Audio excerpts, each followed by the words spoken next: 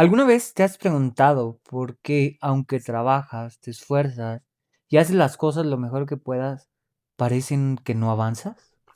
Y mientras tú estás luchando, ves que otras personas avanzan, tienen dinero, progresan, incluso personas que desde tu perspectiva no viven de acuerdo con los principios que tú intentas seguir. Y entonces aparece una pregunta muy fuerte.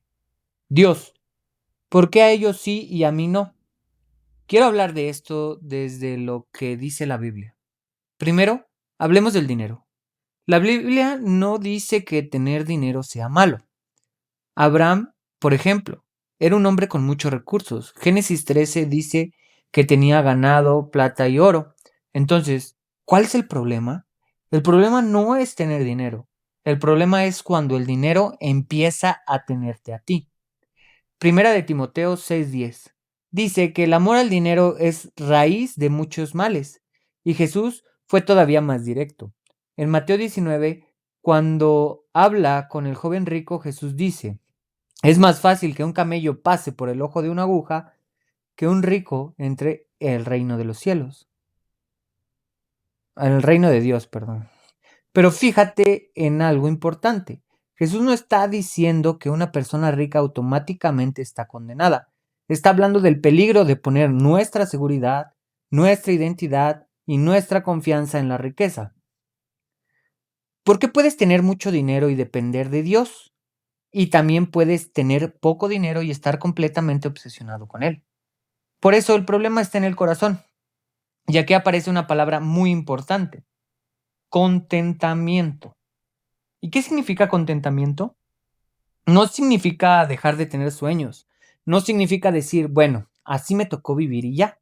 No. El contentamiento significa poder decir, quiero progresar, quiero salir de mis deudas, quiero trabajar, quiero mejorar mi vida, pero mi paz no depende exclusivamente de conseguir todo eso. Pablo lo explica en Filipenses 4. Dice que aprendió a vivir con mucho y también con poco.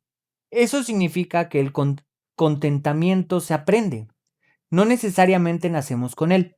Y quizás ahí está una de las cosas más difíciles de nuestra vida. Porque nosotros queremos resultados, queremos trabajar y ver resultados, queremos esforzarnos y avanzar, pero a veces trabajamos muchísimo y parece que nada cambia. Entonces llega la desesperación. Ya hice todo lo que podía, ya trabajé, ya me esforcé. ¿Por qué no veo resultados? Y aquí la Biblia tiene algo muy interesante que decir. Gálatas 6:9 dice, no nos cansemos de hacer el bien, porque a su tiempo segaremos, si no desmayamos. A su tiempo, no dice inmediatamente, no dice mañana, dice a su tiempo. Y Santiago 5 compara esta espera con un agricultor. El agricultor trabaja la tierra, siembra, cuida la cosecha, pero no puede obligar a la planta a crecer más rápido. Tiene que esperar, y eso es difícil. Porque nosotros queremos controlar el tiempo, queremos saber cuándo va a llegar el resultado, pero hay cosas que simplemente no podemos controlar. Y entonces aparece otra pregunta todavía más difícil. ¿Y si Dios ya no me escucha? ¿Y si Dios no me está viendo? ¿Y si estoy haciendo todo esto y Dios simplemente no responde? Pues aquí hay algo impresionante. La Biblia tampoco esconde esas preguntas. David las hizo en el Salmo 13, pregunta, ¿hasta cuándo, Jehová? ¿Me olvidarás para siempre? David llegó a sentirse olvidado por Dios. Habacuc también preguntó, ¿hasta cuándo, oh Jehová? Job cuestionó a Dios en medio de su sufrimiento. Y hay otro personaje que me parece especialmente importante, Asaf, en el Salmo 73. Asaf mira alrededor y ve que personas que no viven correctamente parecen prosperar y prácticamente dice, ¿de qué sirve entonces esforzarme por hacer lo correcto? ¿Te suena? Porque a veces nosotros también pensamos, yo intento hacer las cosas bien y no avanzo. Y aquel que hace las cosas mal parece que tiene más dinero, le va mejor, prospera. Entonces, ¿para qué estoy haciendo todo esto? La Biblia dice que esa pregunta existe, pero el Salmo 73 cambia. Asaf, Asaf, entra en la presencia de Dios y su perspectiva comienza a cambiar. No necesariamente recibe una explicación para cada problema, pero recuerda algo más profundo. Dice, ¿a quién tengo yo en los cielos sino a ti? Y aquí está el punto. La fe no significa que nunca vas a dudar. La fe significa que puedes llevar tus dudas a Dios. Puedes decir, Dios, no entiendo, estoy cansado, estoy preocupado, estoy viendo que otros avanzan y yo no, estoy endeudado, estoy desesperado y honestamente mi confianza ya no es la misma. Puedes decirle eso a Dios. Y hay una oración en Marcos 9:24 que resume perfectamente esto. Un hombre le dice a Jesús, creo, ayuda a mi incredulidad. ¿Qué oración tan honesta? Es como decir, Dios, quiero creer, pero mi fe está débil. Quiero confiar, pero estoy cansado. Quiero seguir adelante, pero ya no sé cómo. Y Jesús no le exige una fe perfecta para acercarse. Eso también es importante, porque quizás estás esperando sentir una confianza enorme, pero tal vez hoy tu fe solamente consiste en decir, Señor, no entiendo lo que estás haciendo, pero aquí estoy. Y eso puede ser el siguiente paso. Ahora, eso tampoco significa quedarte sentado esperando un milagro. La Biblia también habla de trabajar, de administrar bien, de ser responsable, de pagar nuestras deudas, de evitar que el dinero nos domine, de ser generosos, de planear, de perseverar. Proverbios 22:7 dice que el que toma prestado se hace siervo del que presta. Así que la Biblia reconoce que las deudas pueden convertirse en una carga, pero tampoco quiere que vivamos esclavizados por la ansiedad. Jesús dice en Mateo 6 que no vivamos dominados por el afán. Eso no significa no hagas nada. Significa haz tu parte, pero no conviertas la preocupación en tu Dios. Trabaja, planea, haz números, paga lo que puedas, busca soluciones, pide ayuda cuando sea necesario. Pero mientras haces todo eso, recuerda algo. Tu valor no está en tu cuenta bancaria. Tu valor no está en cuánto ganas. Tu valor tampoco depende de qué tan rápido estás avanzando comparado con los demás.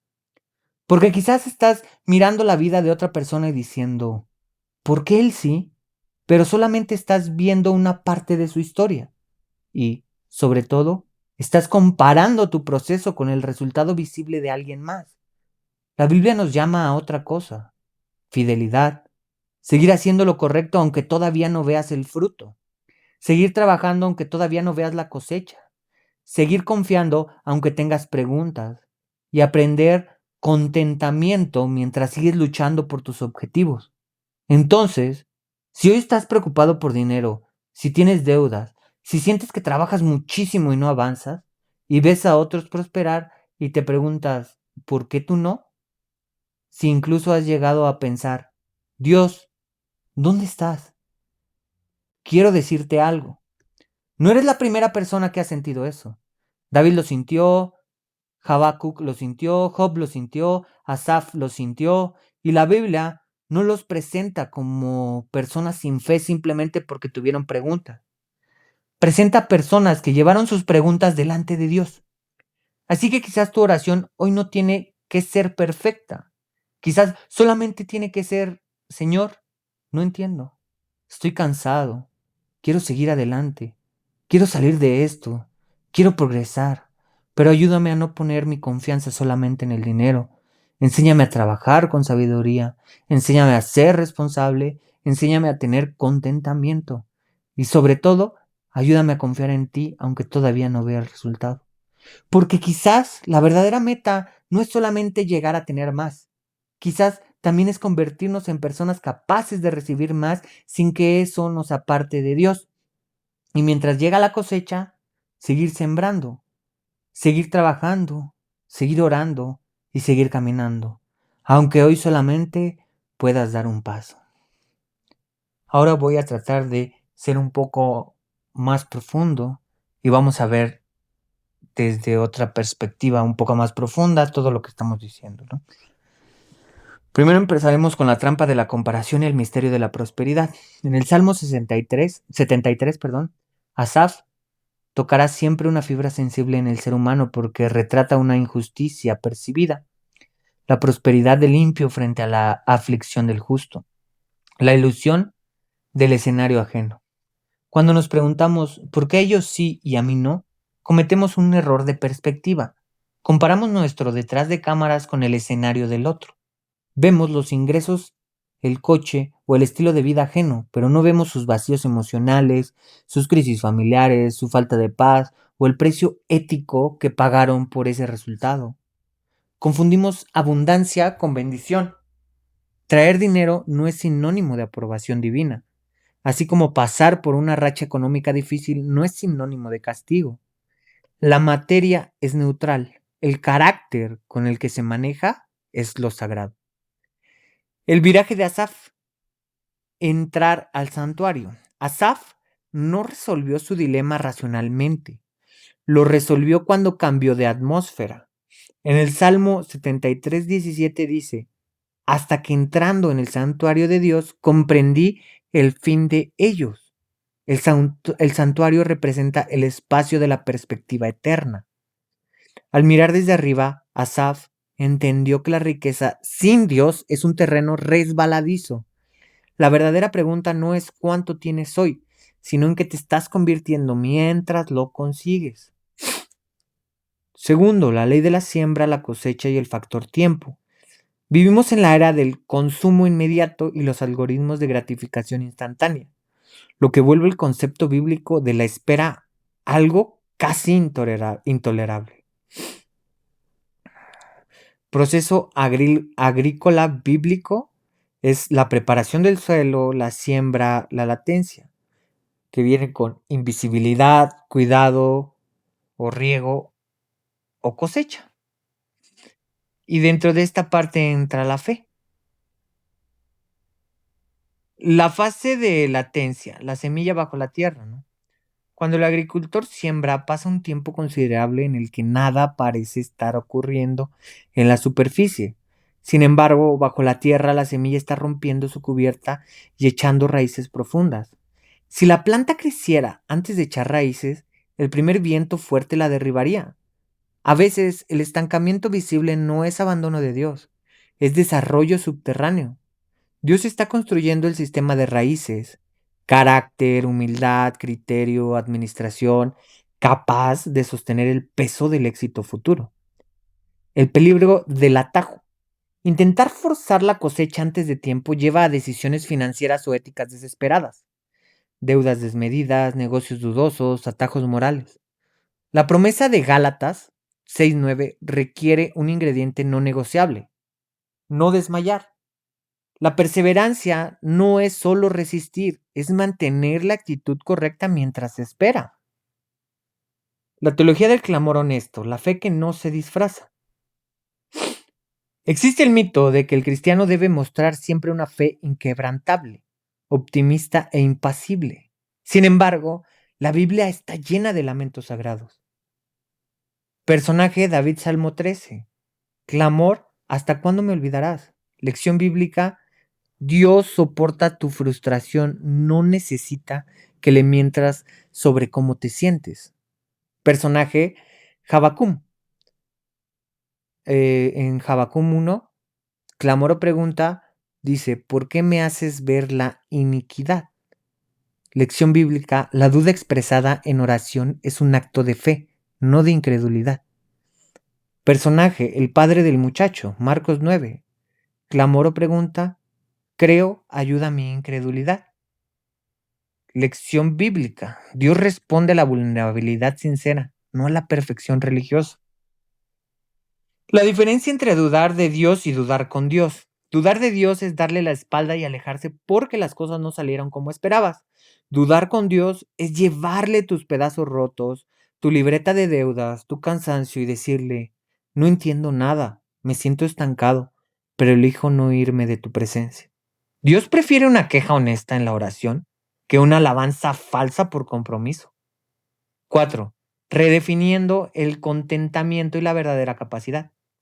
El apóstol Pablo escribe sobre el contentamiento desde una cárcel romana. Filipenses 4, 11, 13. Esto demuestra que el contentamiento no es un estado de la circunstancia, sino un estado del alma. Contentamiento no es conformismo. Conformismo, ya no puedo hacer nada, me rindo, la vida es injusta. Que eso se llamaría como apatía, ¿no? El contentamiento dice, amo donde estoy hoy porque Dios está aquí, mientras trabajo con excelencia por la puerta que se abrirá mañana. Paz activa. Convertirnos en personas capaces de recibir más. La frase con la que concluye esta reflexión es la clave teológica de todo el asunto. La capacidad de contención. Madurez espiritual es igual a tener la capacidad de poseer recursos sin que los recursos te posean a ti. Si Dios te da abundancia antes de que aprendas contentamiento, esa abundancia te destruirá. El dinero amplifica lo que ya hay en tu corazón. Si hay orgullo, la riqueza te hará arrogante. Si hay inseguridad, la riqueza te hará paranoico. Si hay vacuidad, la riqueza solo te dará un vacío más caro. Por eso, el tiempo de escasez o de avance lento es a menudo un taller de calibración. Dios no prepara para ser buenos administradores de la bendición antes de enviarla. Perdón, Dios nos prepara para ser buenos administradores de la bendición antes de enviarla, asegurándose de que cuando tengamos mucho en las manos, el corazón sigue estando en el lugar correcto. En conclusión, el paso siguiente sería: avanzar no siempre significa ver subir el saldo de tu cuenta bancaria. A veces avanzar significa haber aprendido a no perder la paz por un mal mes. Mantener la integridad cuando la tentación del atajo era fuerte. Seguir siendo generoso con lo poco que se tiene. Aprender a dormir tranquilos confiando en el que el trabajo de mañana está en las manos del Creador.